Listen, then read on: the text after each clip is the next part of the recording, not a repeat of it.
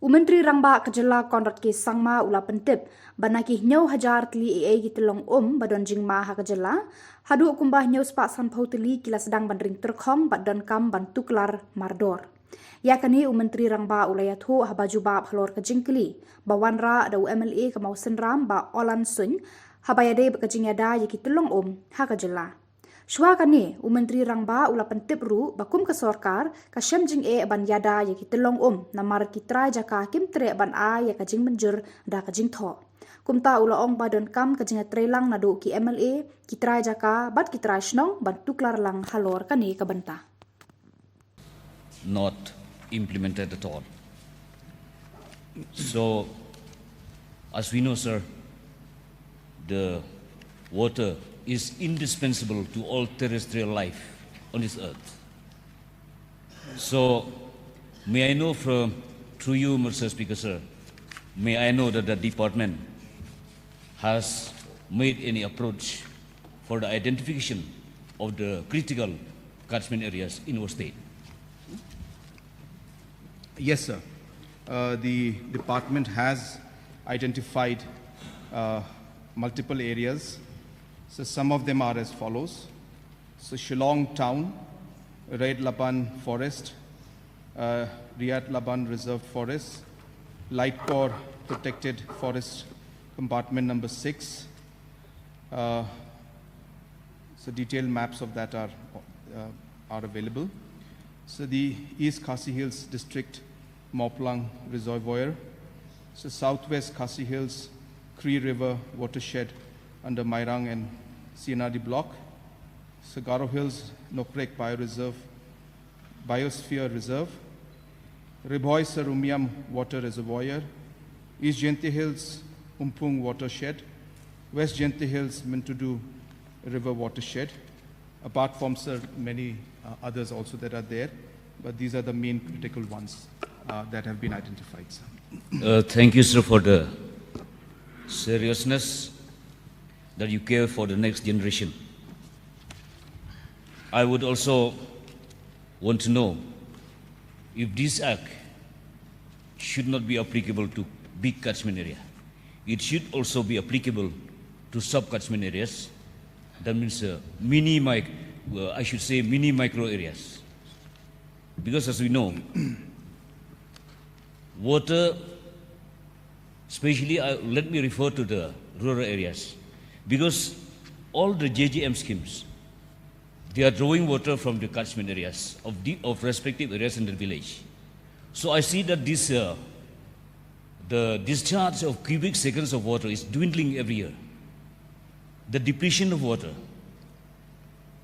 and the drying up of source may be the reason of the habitation, because maybe the reason of the construction, because progress and construction, they go side by side. If we want progress, we have to destroy. So we have to take care of the environment as well. So as we know that water is very vital, the time may come that in rural areas, the source of PHE water, as it gets dwindling every year, the time may come when it gets dry up. So I want to make an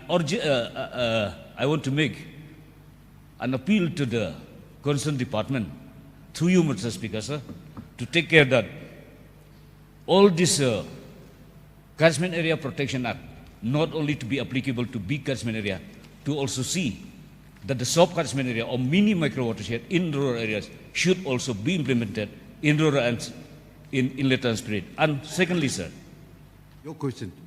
I want to know if there is any land hurdles for the acquisition of land.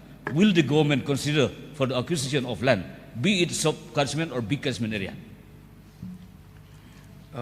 Sir, the concerns of the honorable member are very, very genuine, sir. And just so that everybody in the House is aware, that the Catchment Area Protection Act actually was a very, very good act that was supposed to be implemented for the precise purpose that the honorable member has mentioned, sir. But in the act, sir, I'll just read out this one section. Just take me 15 seconds, sir. Section 151, government may, on the advice of the advisory board and on receipt of the consent of the landowners in writing, in the form to be prescribed for this purpose, and whose terms and conditions are binding on the parties concerned, by notification declare an area to be a catchment area. So the Act specifically says on receipt of consent of landowners in writing. So in all the locations where the government has tried in the past, in order to declare catchment areas, so sadly we have not got the written consent from the landowners. Yes, we have had people coming in, villagers coming in, NGT coming in, all other organizations and individuals coming in, saying that declare it as a catchment area, whichever area it is. But because we did not get the consent in writing from the landowners, which is very crucial, sir, in our state, we are not able to move forward, sir. Number two, sir, the point mentioned by the honorable member, this is not just for large or small, sir. This is applicable to every critical area. So therefore, a critical area could be a very small area also, doesn't have to be large area, it could be a small area.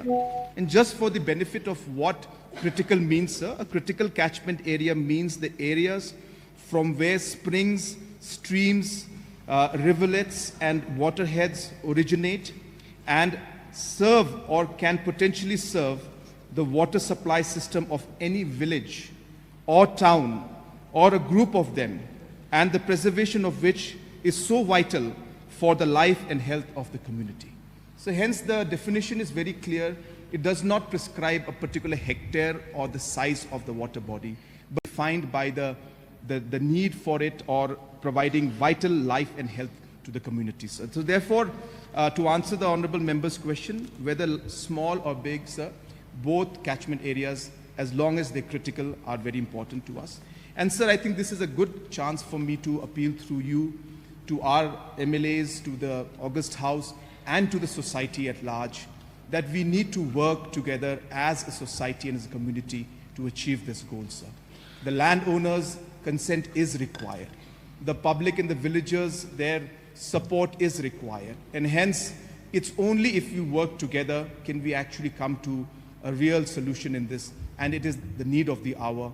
And I hope, sir, that through you, I'll be able to give a message to the landowners, especially in these critical catchment areas, that we need to work together for the larger interest of not just the state right now, but for the generations to come in the future. Last question, sir. Will the minister assure that the identification of small catchment areas in rural areas be identified, and we may also be kept informed the time when they approach the local bodies for the identification of the small catchment areas? Yes, sir. Just to also share with everybody that it's not just through the Critical Catchment Area, this Protection Act, but in general, sir, we have identified through satellite, through drone imagery, and through LIDAR technology, we have identified almost 7,000 plus critical springs in the whole state. Out of these 7,000 critical springs which provide water supply to the villages, in fact, I would like to share that 750 of them are actually in a very, very severe state right now. And we have come out with a plan through the Soil Conservation Department, which is again worked through the Climate Council, that we are now working hand in hand with PHE and with the Soil Conservation Department to preserve and conserve and rejuvenate these 750 springs. So the activity and the process of identifying critical catchment areas is already in the process using the latest technology available in the markets. So thank you, sir. Thank you so much. Sir, I have one question, very important question, sir. Please, Barani Lindo, please. Sir, on this very important question that has been raised, I want, if Chief Minister he have, it will be benefit of me and benefit of the House if he can explain a little bit about the salient features or the description of this act for the benefit of everybody, sir, if you have with you. It will be very, very good, sir, if we can hear from the Chief Minister the salient features or the description of this act. could be placed on the table of the House, please? Yes, I will do that, sir. The act is, of course, available for anybody to go through. But, sir, the basic idea of this act is to actually obviously declare certain critical catchment areas as catchment areas, so that in the future, those particular catchment areas, then preservation, protection of those streams, management of the catchment areas through different activities of the villages and the surrounding areas could be done, sir. Payments in any form where we could actually end up supporting the farmers or supporting the villagers who could be affected by the protection of these catchment areas. So all these areas, all these aspects are covered within this act, sir. And as I said, the primary goal of this act is really to figure out what the catchment areas are, form an advisory board at the state level, which I mentioned has been done.